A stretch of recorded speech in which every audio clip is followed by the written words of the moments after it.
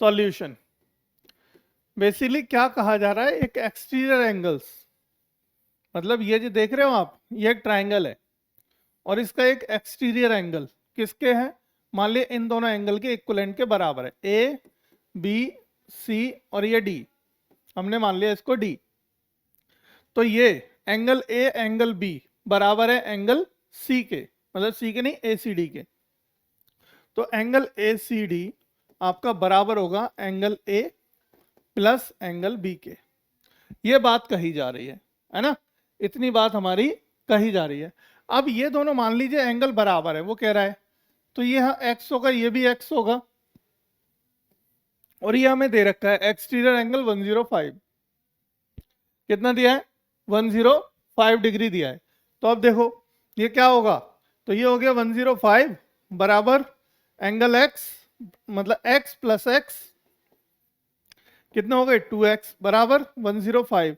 तो x बराबर 105 divide by 2, और 2 से डिवाइड करेंगे तो 52, 1/5, 1/2, 52 मतलब 52 सही 1/2।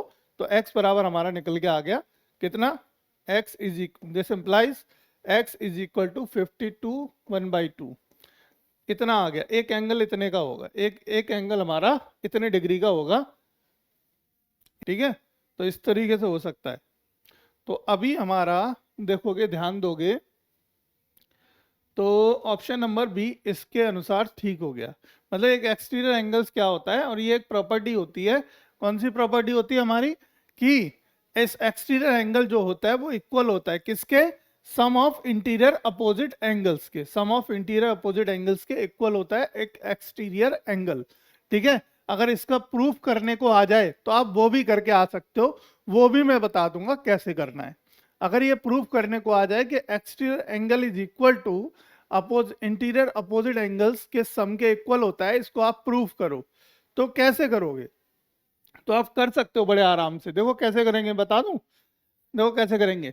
एंगल, अब इसको मान लीजिए एंगल, देखो सी, इसको मान लेते हैं, देखो एंगल 1 एंगल 2 और एंगल 3, एंगल 3, इसको 3 मान लेते हैं।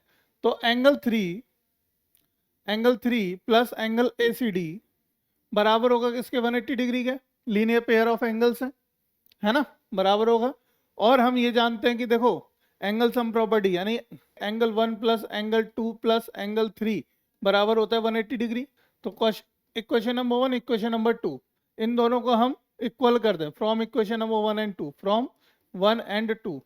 तो देखो angle 3 plus angle A C D बराबर होगा किसके, angle 1 plus angle 2 plus angle 3 के, है ना, एंगल 3 के। तो देखो एंगल 3 से एंगल 3 के अंदर एंगल ए सी डी बराबर आ गया किसके, एंगल 1 प्लस एंगल 2 के। और यही हमें प्रूफ करना था, हैंस प्रूव्ड, हैंस प्रूव्ड।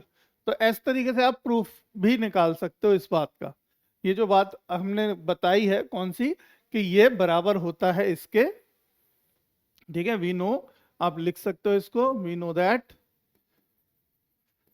ठीक है, क्या होता है ये, exterior angle equal to sum of interior opposite angles, sum of interior opposite angles. Clear, ये बात इस तरीके से आप प्रूफ करके आ